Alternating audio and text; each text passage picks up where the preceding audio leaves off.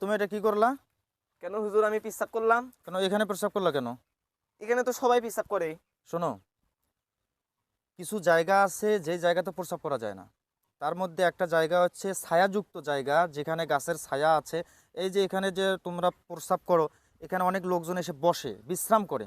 তো এই জায়গায় তো প্রস্রাব করা যাবে না। এই ছায়াযুক্ত স্থানে কখনোই প্রস্রাব করা যাবে না, কারণ রাসূল সাল্লাল্লাহু আলাইহি ওয়াসাল্লাম নিষেধ করেছেন। এখানে অনেক লোক এসে বসে বিশ্রাম করে।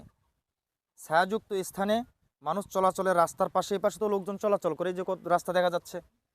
তো এই জায়গায় তুমি প্রস্রাব করলা কেন? এখানে সবাই পেশাব করে, আমি পেশাব আচ্ছা, করলাম। সবাই প্রস্রাব করে, সবাই জানে না বিধায় তারা প্রস্রাব করে। আজকে তুমি জানছো হুম, যে গাছের ছায়ায় কখনো প্রস্রাব করা যাবে না।